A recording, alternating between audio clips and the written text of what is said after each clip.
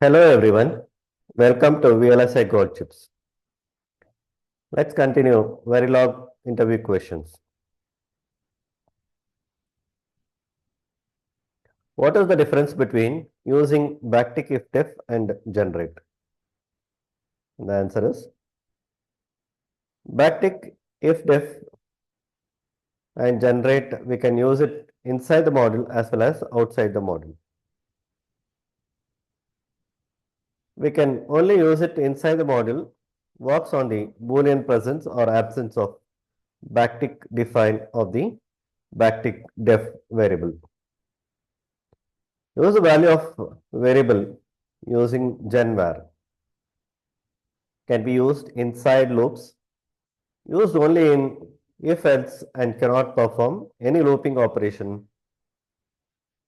The genvar variable can be used inside for loop or case statements.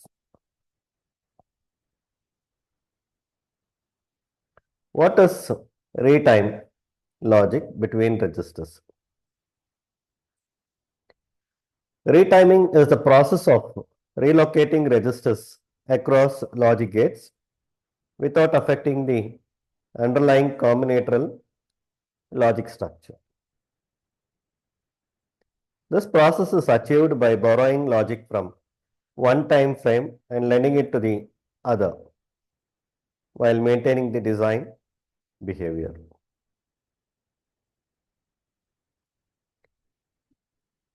Next question. Why one-hot encoding is preferred for FSMs? Since there is one explicit flip-flop per stage of a one-hot encoded state machine, there is no need of output state decoding. Hence, the only anticipated delay is the clock to Q delay of the flip-flop. This makes the one-hot encoding mechanism preferable for high-speed operation. What are the main factors that affect testability of a design?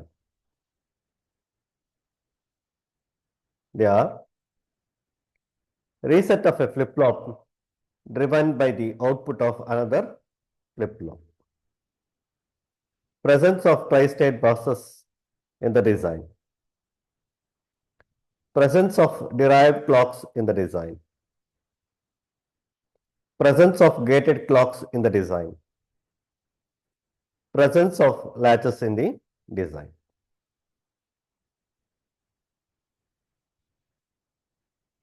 Next question.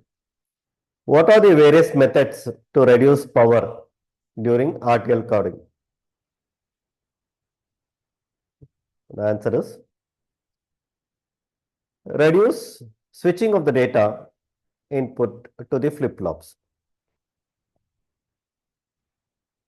Reduce the clock switching of the flip-flops. Have area reduction techniques within the chip.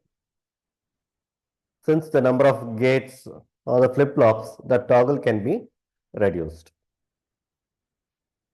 These are the various methods to reduce power during RTL coding. Next question. What is the advantage of using hierarchical names to refer to Verilog objects? And the solution is, it is easy to debug the internal signals of a design, especially if they are not a part of the top level pinout.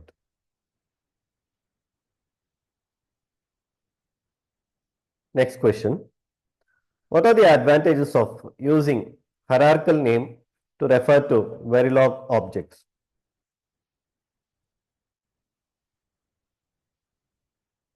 During synthesis, these hierarchical names get ungrouped or dissolved or renamed depending on the synthesis strategy and the switches used, and hence will cease to exist. In that case, special switches need to be added to the synthesis compiler commands. In order to maintain the hierarchical naming, if the Verilog code needs to be translated into VHDL, the hierarchical names are not translatable.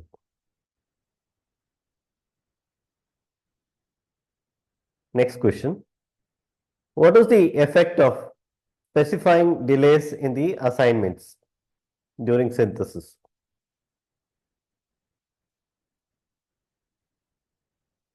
Specifying any kind of delay before an assignment or within an assignment in a blocking or non-blocking procedural assignment is ignored by the synthesis tools. If the functionality depends upon the presence of the delay, then a mismatch in functional simulation will be seen between the model and the synthesized netlist.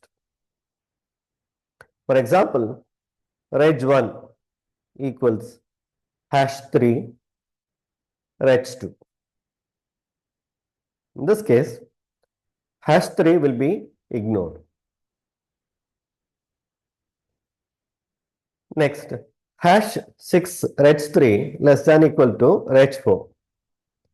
In this case, #6 will be ignored since the above construct is synthetically legal. The synthesis tools will issue a warning and not an error.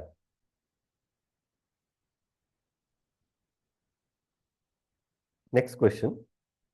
What is the synthesized hardware for the Verilog code shown below? Module generator underscore ex1 data comma select comma out. So this is the module definition, and the port declarations are input 0 down to 7 data, so which is of 8-bit, input 0 down to 2 select, which is of 3-bit,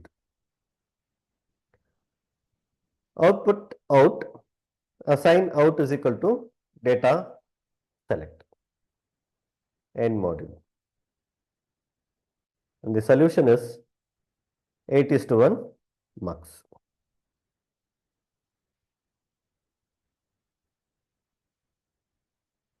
The next question.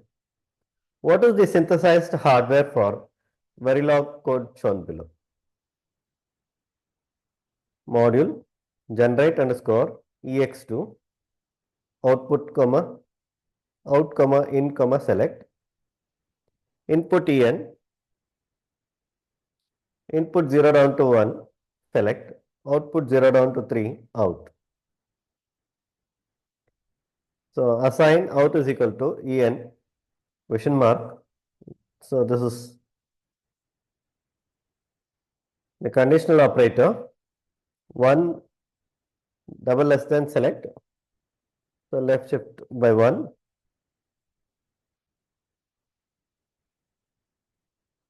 colon 4 singular positive B0, end module.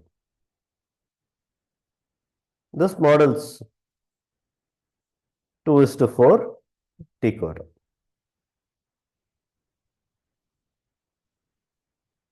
Thank you.